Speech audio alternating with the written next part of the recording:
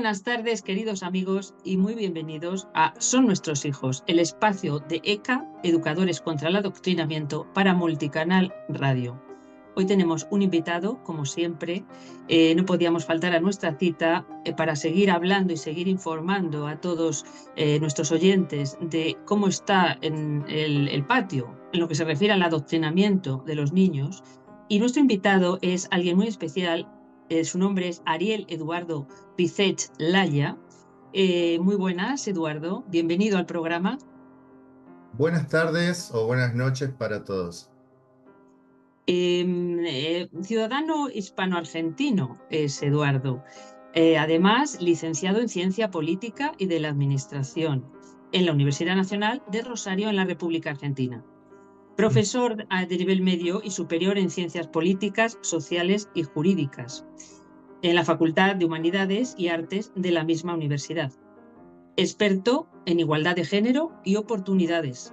Máster en Psicología Infantil y Juvenil.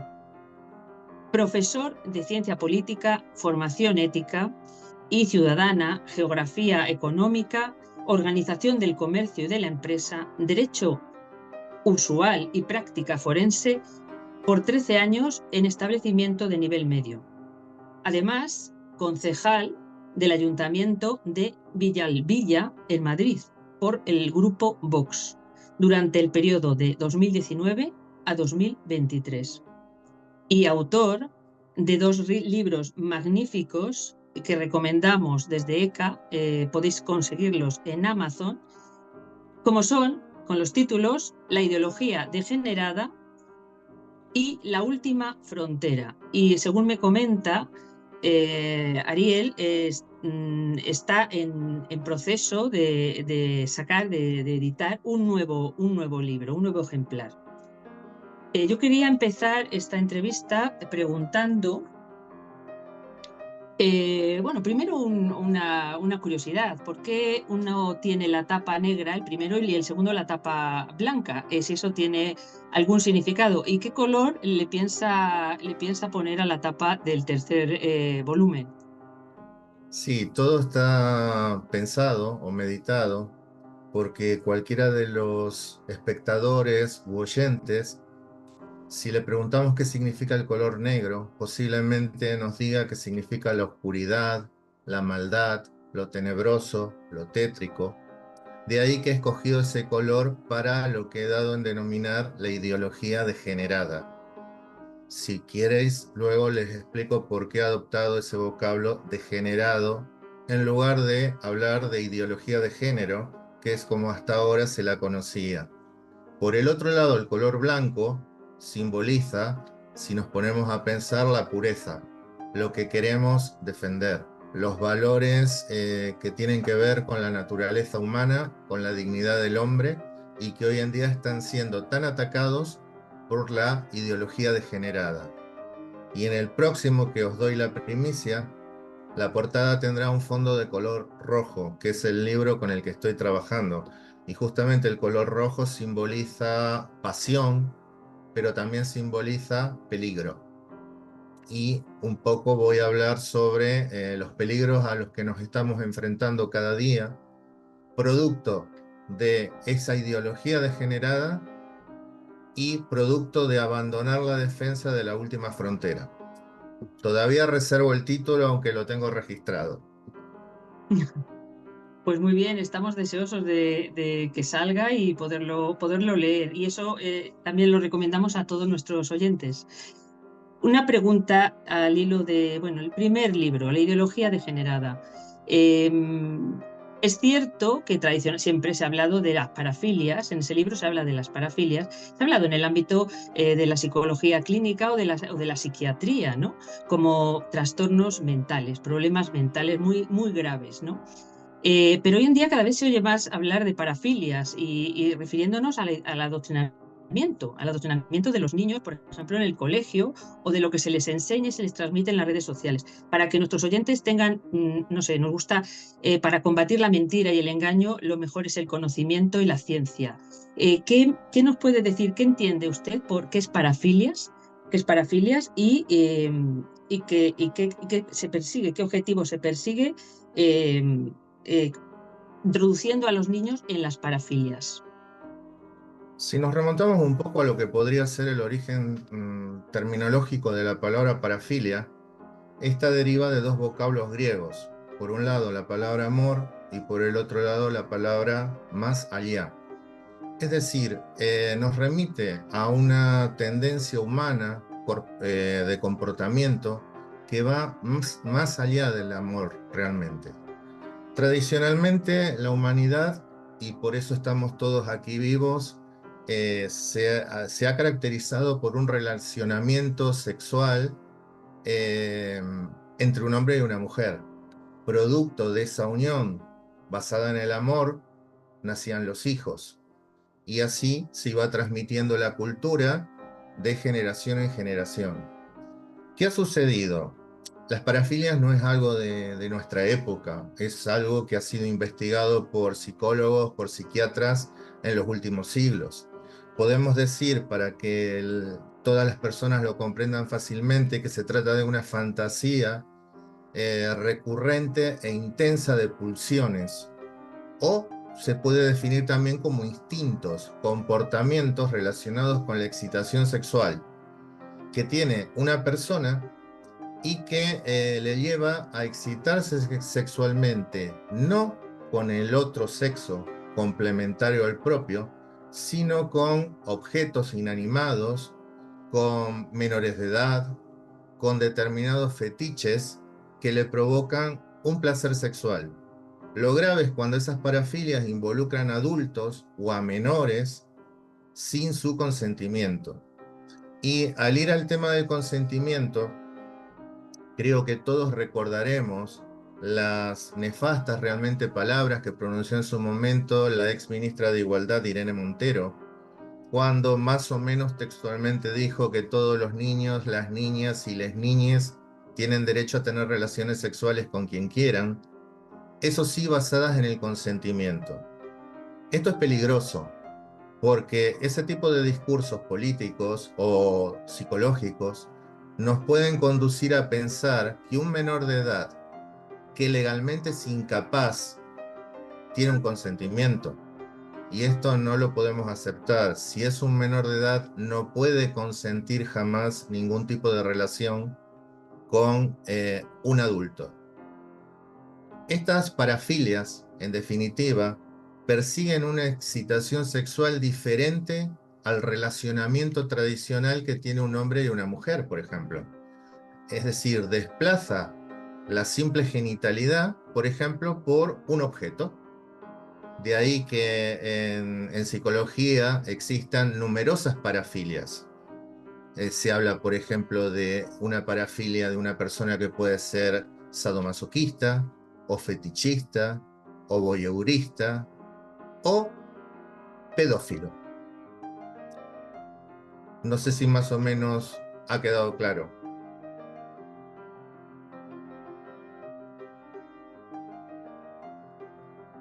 No se te oye, Wencisla. Entonces, ¿por qué? Perdón, tenía apagado el micrófono. Entonces, ¿por qué se fomenta, digamos, o sea, nacemos hombres y mujeres, es eso, ¿no? Hombres y mujeres y, digamos, la gran mayoría de los seres humanos somos heterosexuales, ¿no? Tenemos atracción y excitación con el sexo opuesto. Entonces, ¿por qué este empeño? Porque incluso desde la ONU, de la OMS se está defendiendo y promoviendo en diferentes documentos pobrecitos pederastas, que promoviendo la legalización y la aceptación social de la pederastia, cuando siempre nos ha repugnado, ¿no? Porque, sobre todo porque el objeto sexual es el menor, es un niño, que no tiene capacidad para dar su consentimiento.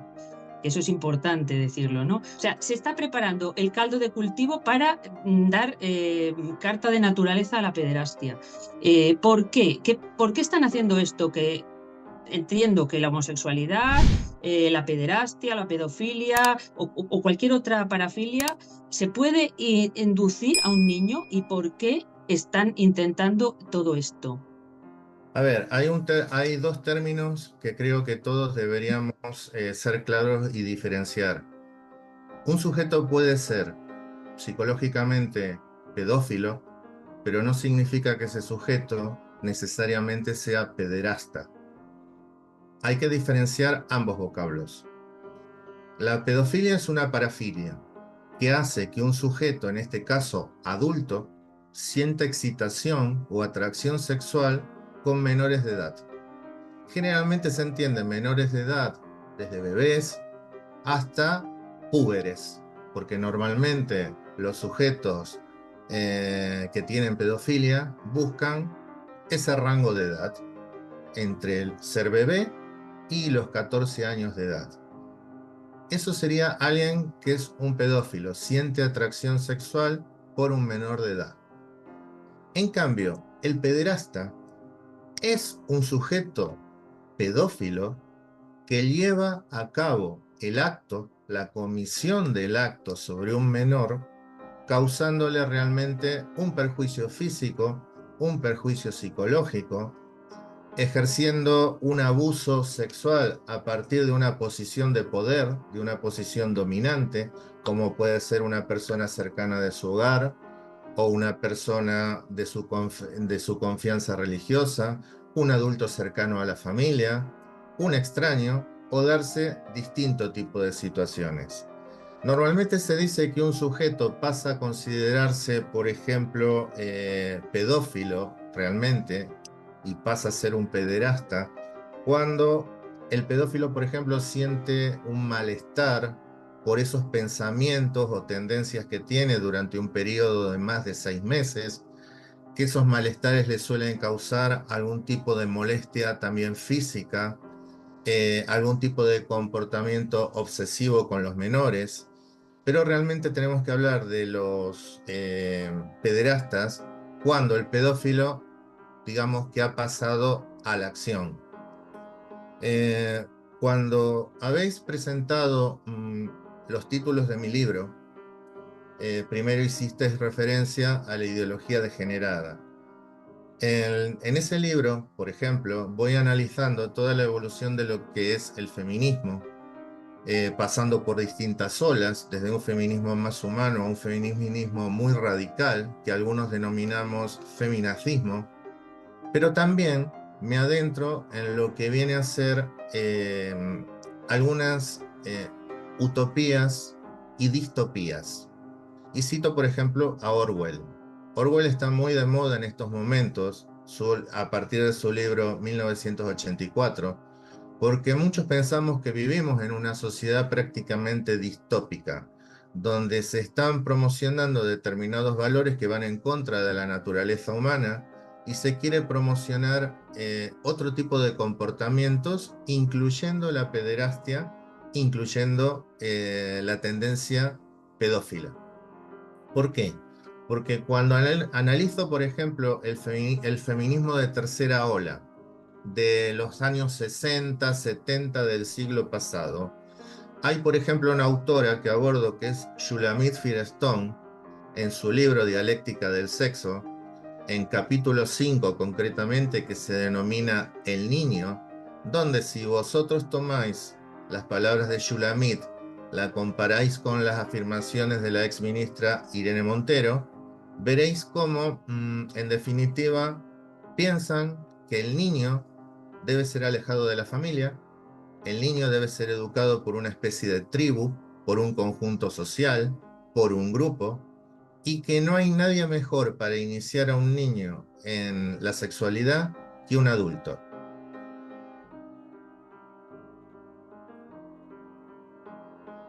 Pues la verdad es que precisamente estas prácticas sexuales que está comentando, estas ideas, estamos observando que se están introduciendo en la sociedad como algo aceptado, con normalidad.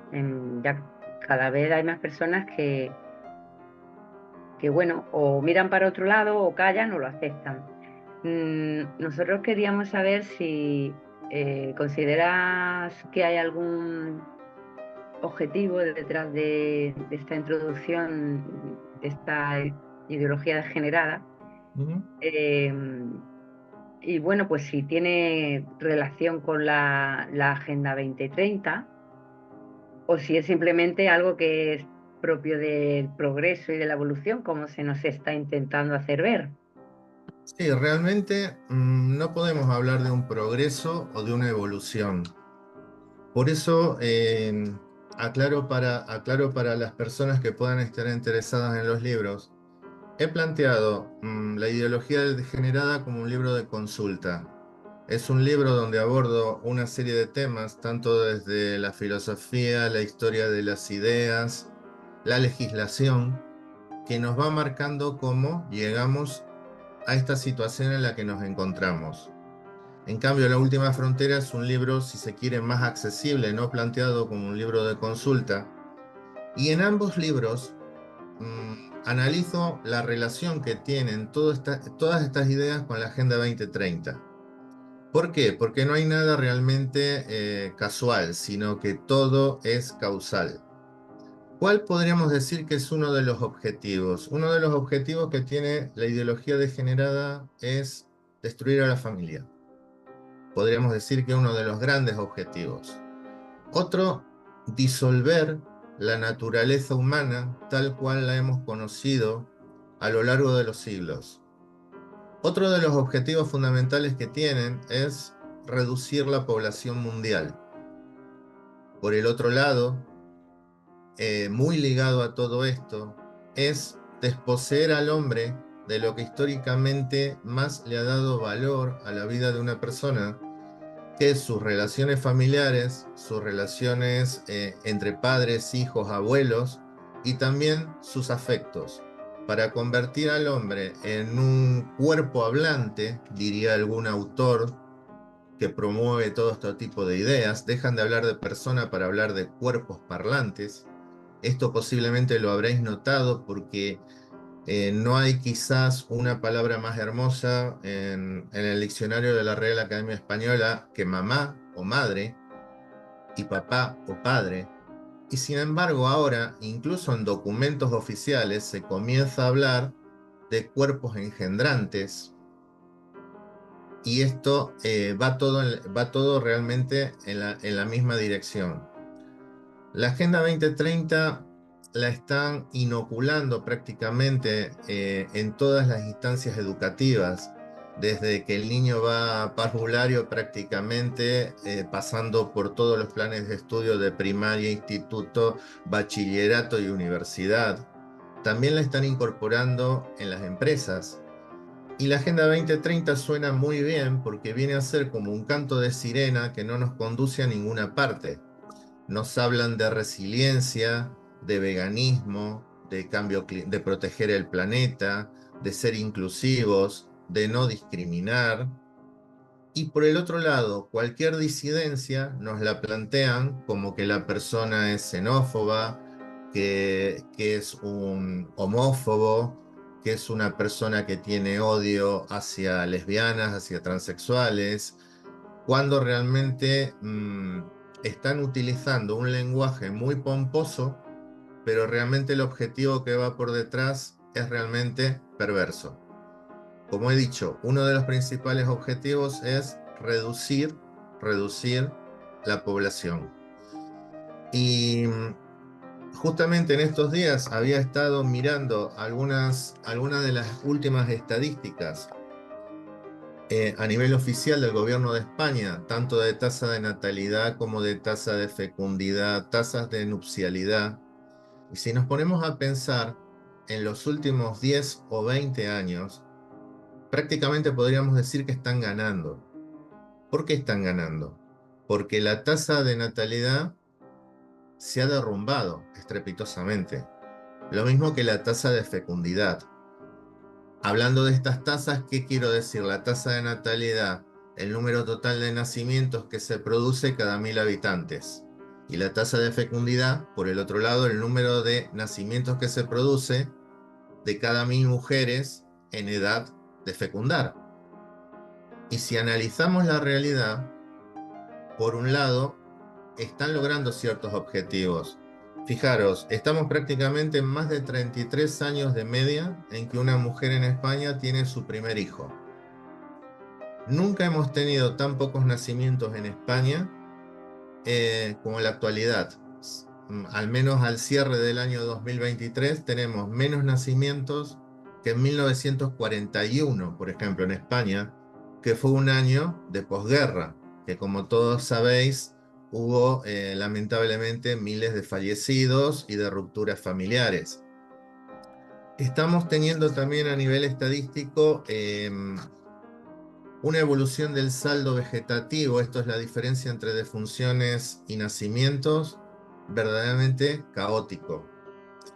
Estamos por el otro lado aumentando muchísimo la diferencia entre lo que era una pirámide de la población normal, digámoslo así, esto es una base ancha debido al mayor número de nacimientos y una cúspide más angosta debido a que las personas no vivían tanto en la antigüedad, y estamos en este momento teniendo una pirámide que no es tan pirámide, porque vamos a una sociedad de viejos, a una sociedad realmente muy envejecida, con muy pocos nacimientos. ¿Por qué? Y también gran parte de toda la gente que fue en España perteneciente a la denominada generación del baby boom, en breve se va a jubilar. Por lo tanto, faltará gente joven que aporte al sistema. Han aumentado también, fíjense, mucho en los últimos años, desde que se aprobó el denominado matrimonio igualitario, el número de uniones de personas del mismo sexo, pero paralelamente ha caído significativamente el número de matrimonios entre hombres y mujeres. Y por el otro lado, también está aumentando en algunas comunidades autónomas la media en que una mujer tiene el primer hijo prácticamente a los 40 años de edad. Todo esto es producto, si nos ponemos a pensar, de una ideología, de un plan, de una agenda muy ligada a la Agenda 2030. Sí, la verdad es que suena terrible. Sí. Ahora vamos a hablar del último libro que has publicado hace poquito, ¿no? Que se llama La última frontera. Y en él tratas de dar una solución, una posible solución a ese panorama que hemos estado comentando, y expones a la familia como si fuese el último reducto, ¿no? Para salvaguardar a los menores y a los jóvenes. Y bueno, pues queríamos saber un poco por qué piensas que la familia es como la tabla de salvación. Creo que en todo hay que tratar de volver a los orígenes. Los orígenes de las sociedades actuales se basaban en la familia. Si nos ponemos a pensar, es la principal institución que está siendo atacada por los ideólogos de género y que quieren destruir.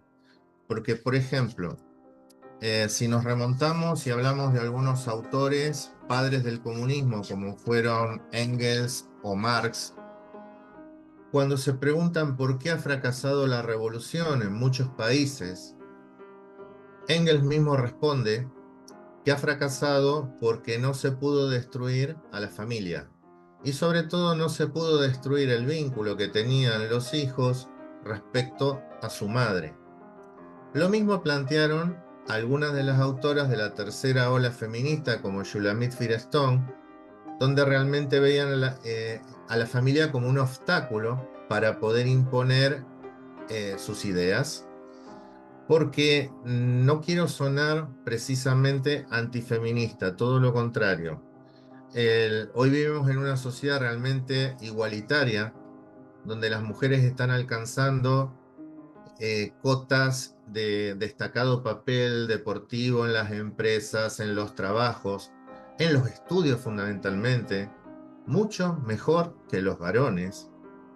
Pero la igualdad existe a nivel legal. En España no existe discriminación alguna entre varones y mujeres. Lo que existe ahora, en cambio, es un ataque muy duro hacia la paternidad, sobre todo, y hacia los varones, que ha permitido diluir un poco el papel del varón. Hoy el varón se encuentra un poco perdido dentro de la familia. porque en gran medida ha visto fracasar su rol, si nos ponemos a pensar, de proveedor de alimentos o de sustento familiar, con la incorporación de la mujer. Otra de las características que podemos ver de las familias actualmente es que todos estos enemigos de la familia defienden y promueven un único modelo familiar prácticamente, que vendría a ser las familias monoparentales, es decir, integradas por un progenitor y sus hijos. También nos hablan de las familias monomarentales, esto es, la familia integrada por la mamá y sus hijos.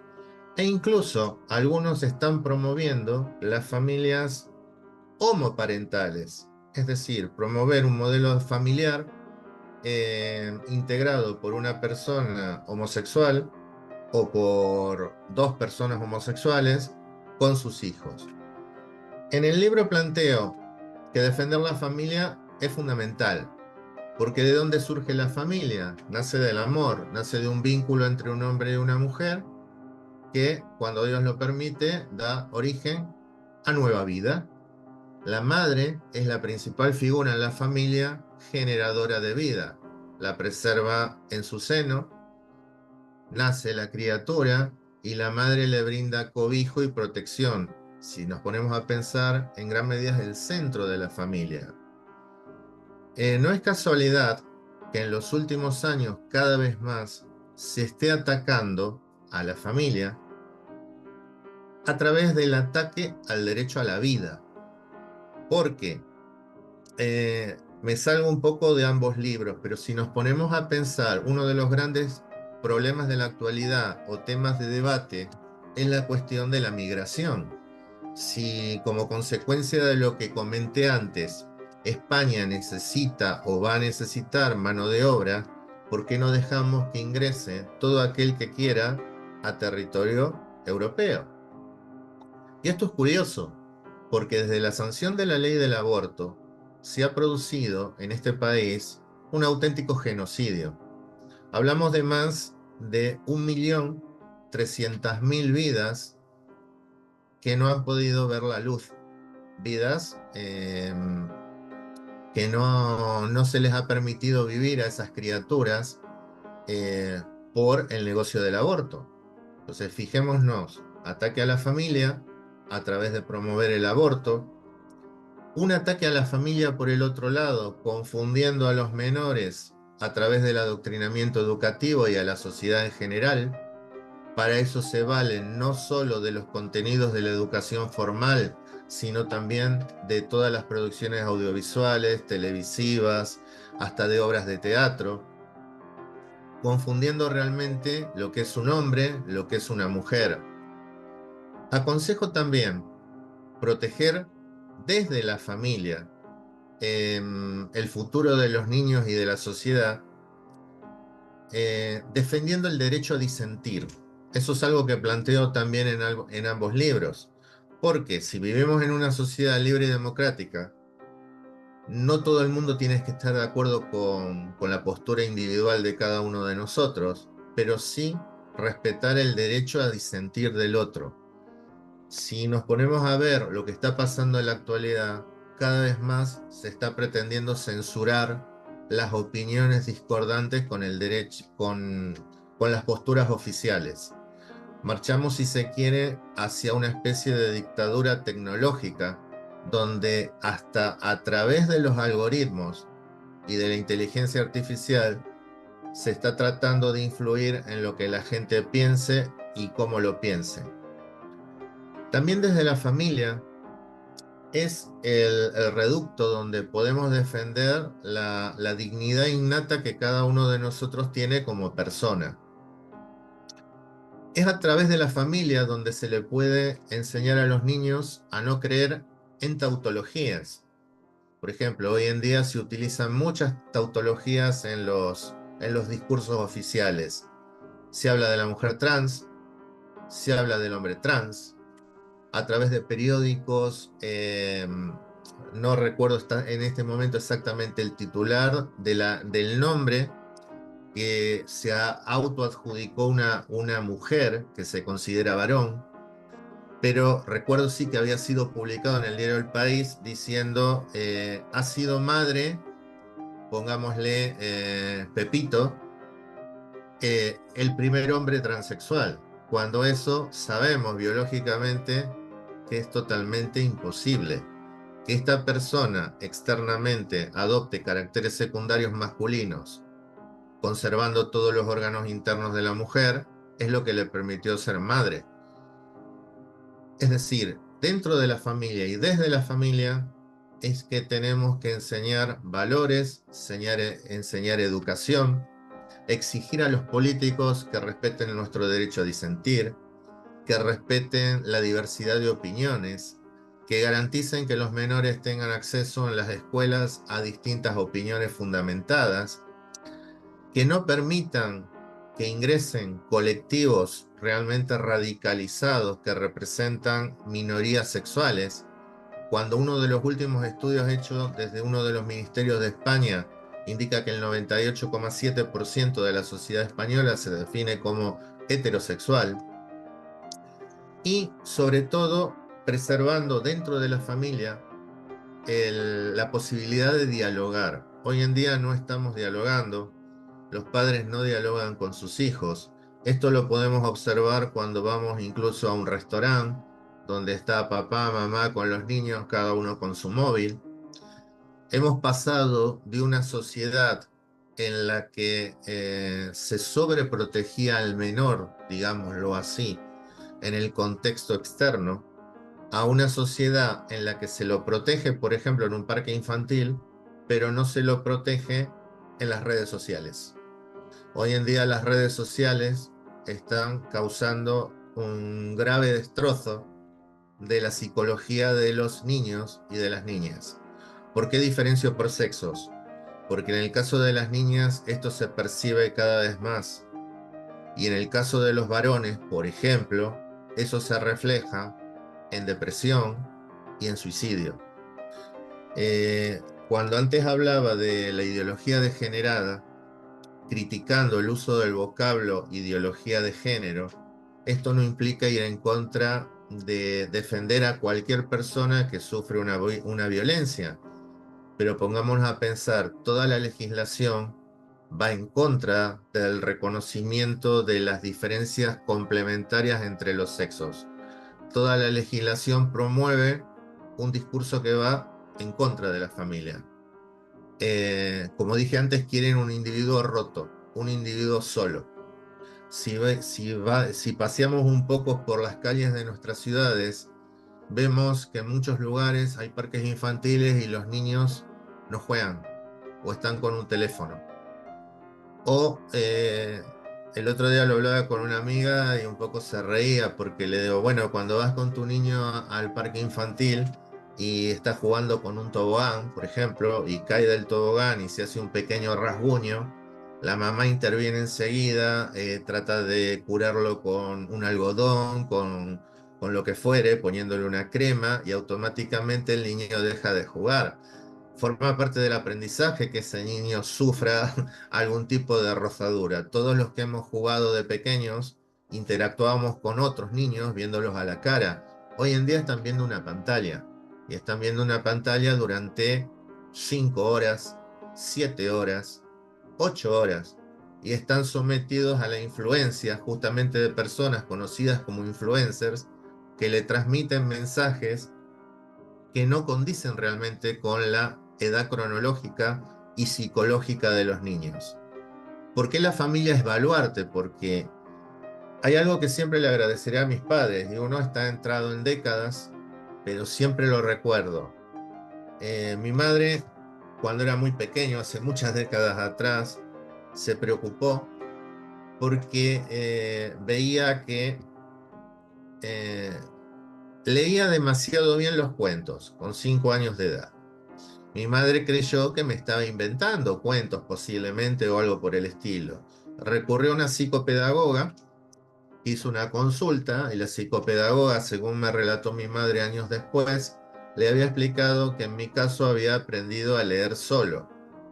¿Por qué había aprendido a leer solo? Porque desde que tengo uso de razón, Recuerdo que sobre los 3 años, 3 años y medio, 4, el viernes era un día de fiesta, si se quiere, para mí, porque mi padre todos los viernes me compraba un cuento. Y luego ese cuento me lo leía mi papá y mi mamá antes de dormir y a la tarde. Eso se ha perdido. Si nos ponemos a pensar, con mucha gente que hablo no leen cuentos a los niños.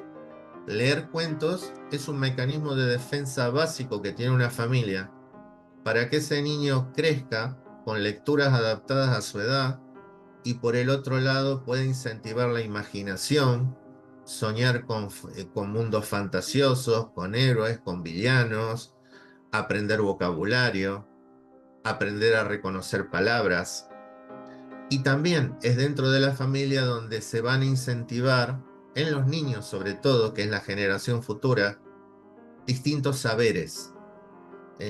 Para mí no hay nada más maravilloso que cuando en una familia alguien dice que el niño le gusta la música y lo lleva a aprender piano, por ejemplo, guitarra, o cuando el niño le gusta un deporte y le hace hacer distintas prácticas deportivas, o cuando el niño quiere bailar.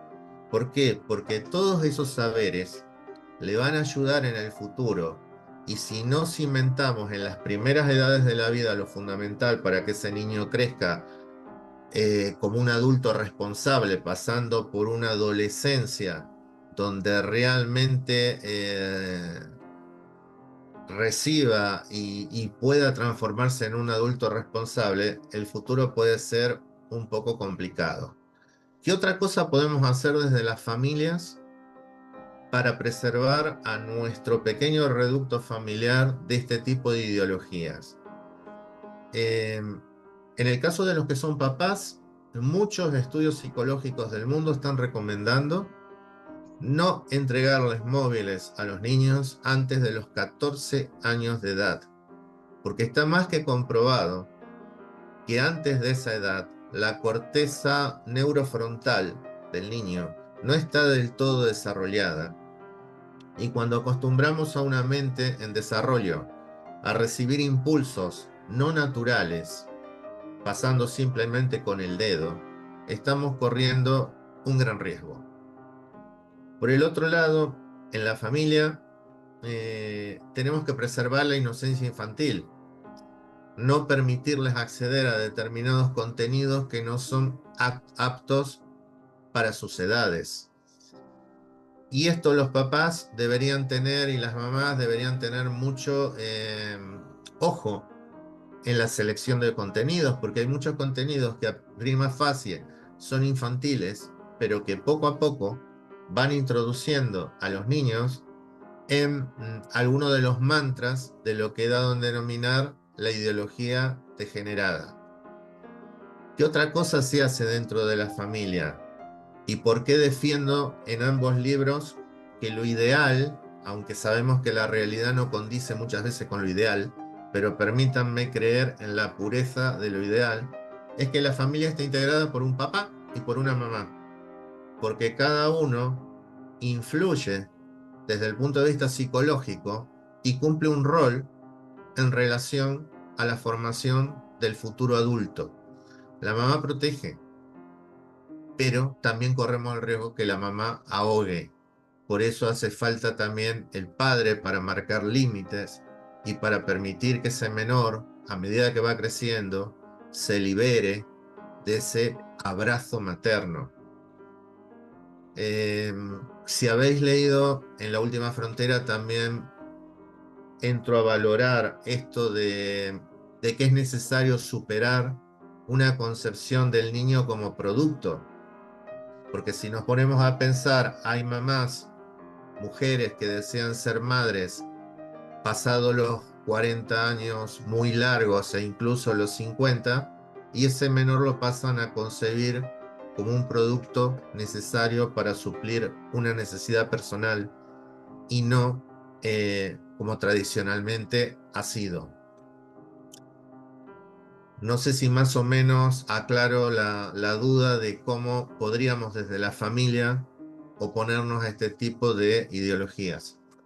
Perfectamente, Ariel. Querido amigo, me alegro mucho de saludarte, te agradezco tu generosidad y yo voy a pasar ya a realizarte la última pregunta, no sin antes decirte que precisamente los educadores contra el adoctrinamiento, que somos padres de familia y también educadores, consideramos fundamental, y por eso es uno de los motivos que te hemos invitado, que ejercer ese límite frente al adoctrinamiento que permea todos los estatutos de la vida de nuestros niños, y que precisamente el refuerzo de la familia y de los educadores en las escuelas, educadores valientes e independientes, son los considerados por nosotros esa última frontera.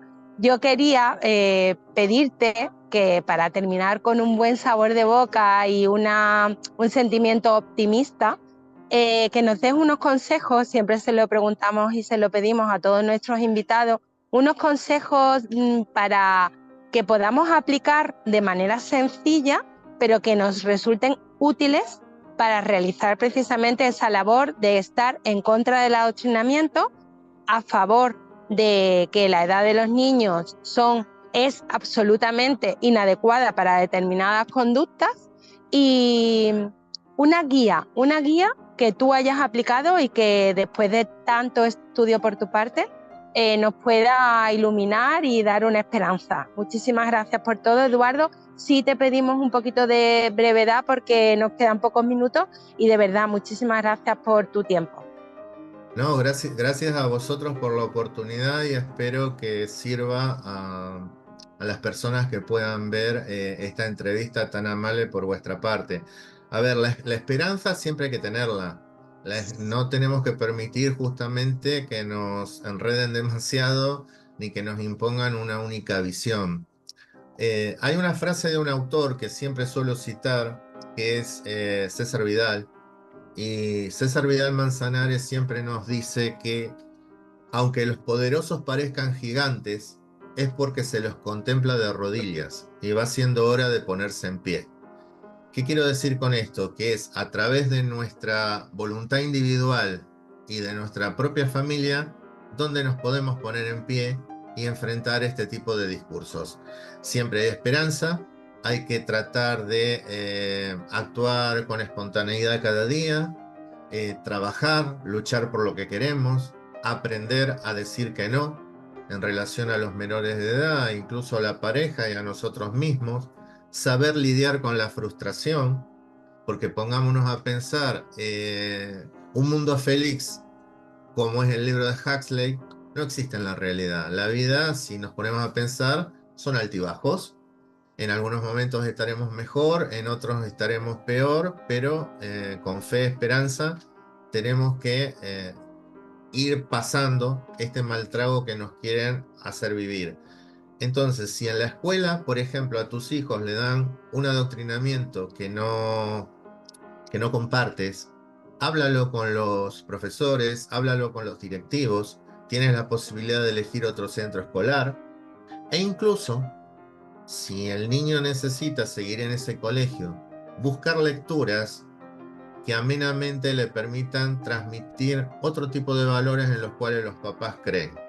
Si uno defiende la familia y ve que atacan a la familia en la escuela, directa o indirectamente, en alguna materia, hablarlo con los niños, fomentar el diálogo. Lo mejor es el diálogo, porque cuando no hay diálogo es cuando se abre una rendija en la que puede entrar el peligro, sea de las redes sociales o de personas ajenas. Y por el otro lado, por favor, tener en cuenta no entregar móviles a niños tan pequeños, porque lo que estamos haciendo es acostumbrar su cerebro a una liberación de dopamina y a unos impulsos que su pequeño cerebro no está preparado para recibir. Luego algunos se preguntará por qué tantos niños se inclinan hacia la ludopatía desde edades tempranas. Todo tiene que ver con estar manipulando un móvil durante horas y pasar con un simple dedito de un estímulo al otro. Esto lo tenemos que evitar. Gracias. Gracias a ti.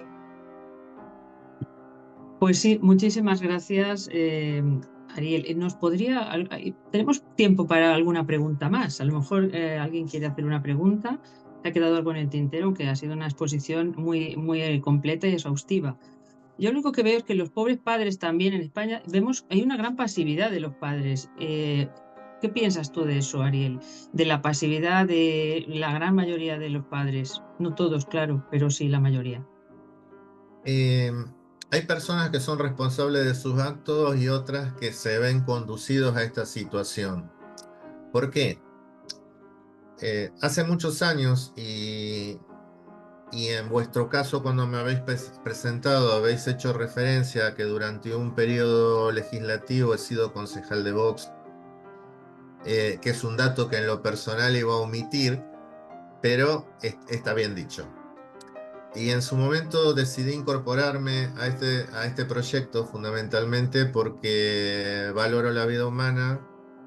Creo que no podemos seguir en una sociedad aniquilando gente a través del aborto y la eutanasia, y que es necesario favorecer y potenciar la educación. España tiene un grave problema junto con Europa.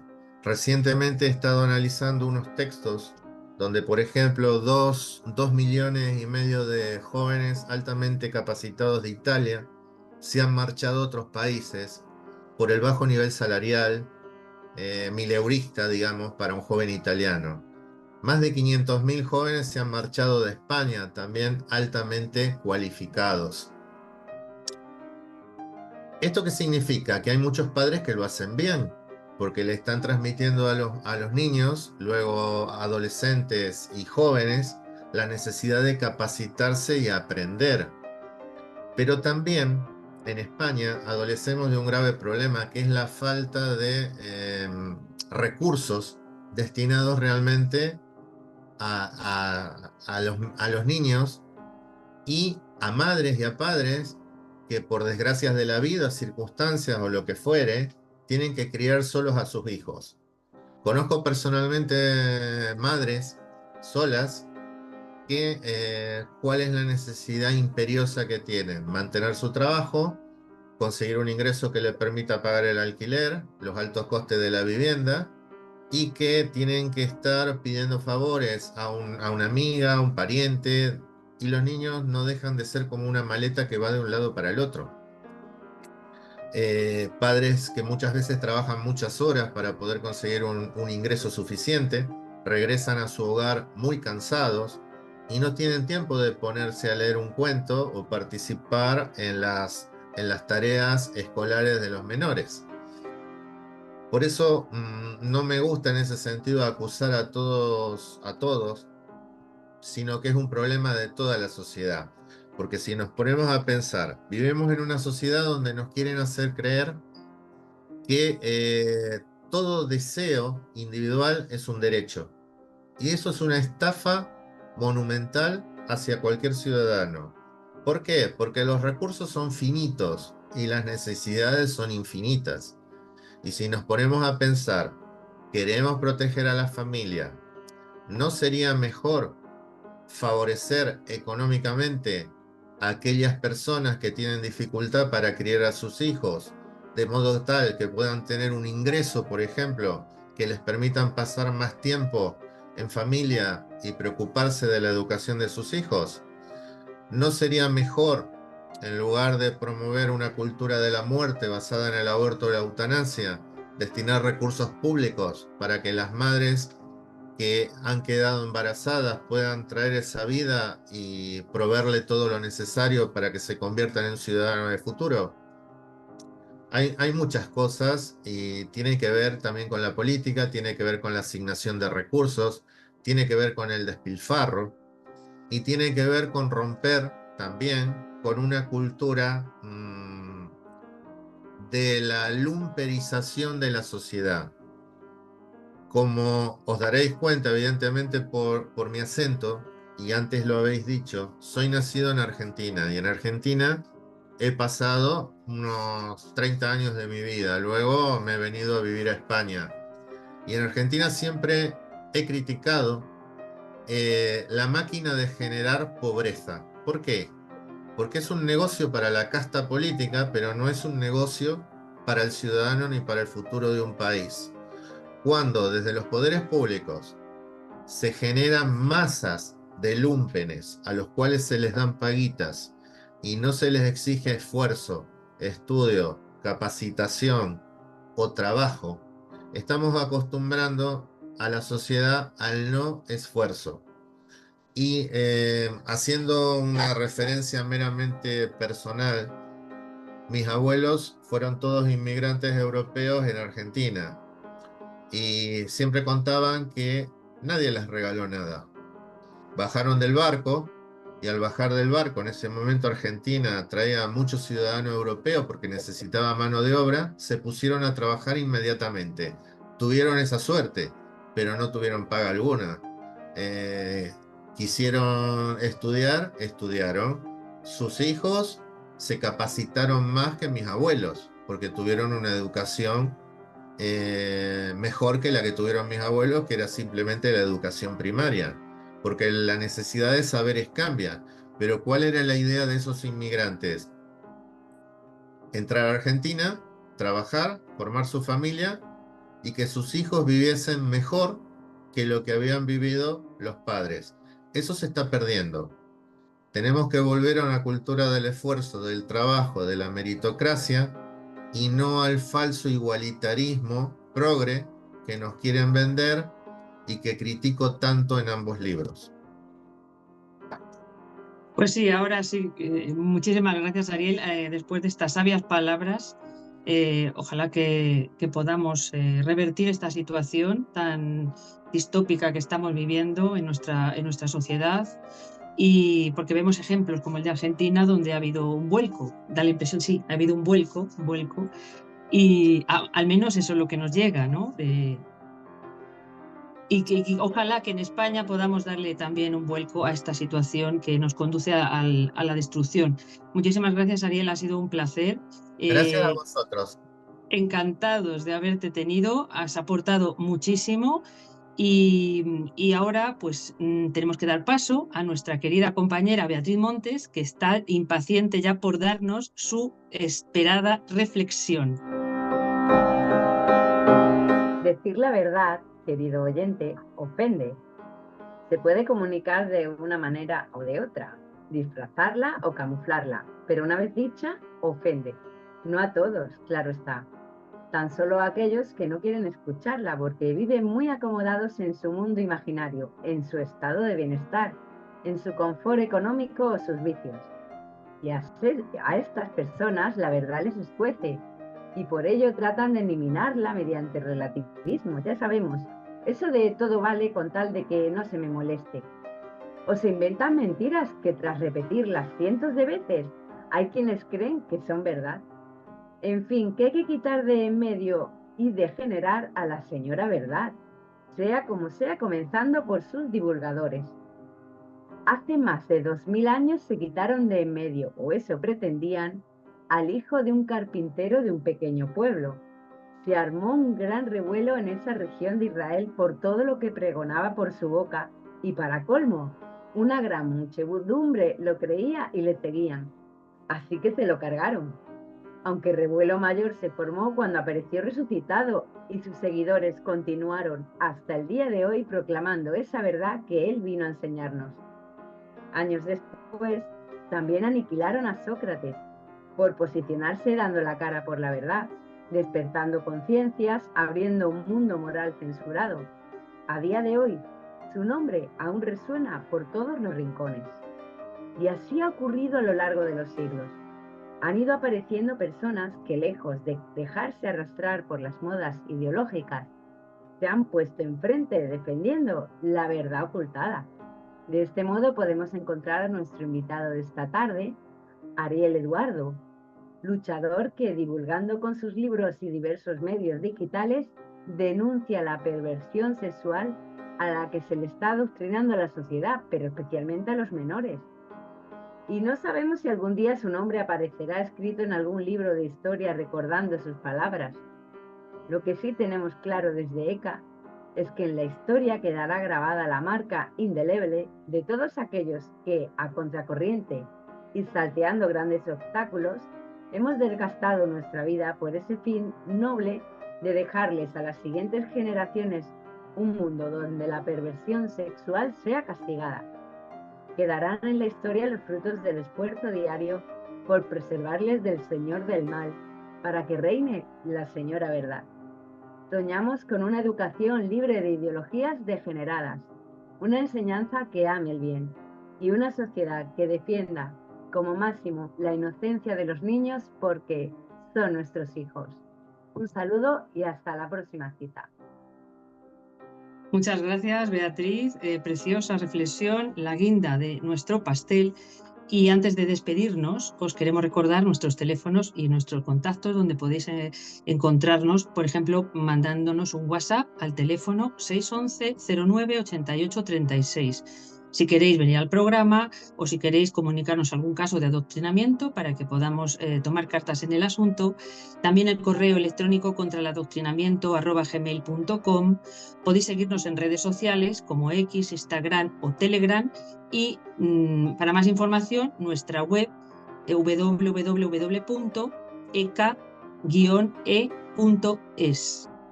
También os queremos recordar nuestro teléfono para hacernos un bizum. Ya sabéis que si queremos emprender acciones legales y defender a los menores o reclamar cualquier cosa a la administración cuando está atropellando a los españoles por el adoctrinamiento, pues necesitamos recursos. Y os agradeceríamos que cualquier contribución nos va a ser de mucha ayuda, que lo hicierais a través de un bizum al 676 85 50 27. Y ya nada más, nos queda despedirnos hasta el próximo miércoles a las 4 de la tarde, aquí en Son Nuestros Hijos, el espacio de ECA, agradeciéndoos vuestra amable atención y como siempre os decimos, dejad en paz a los niños.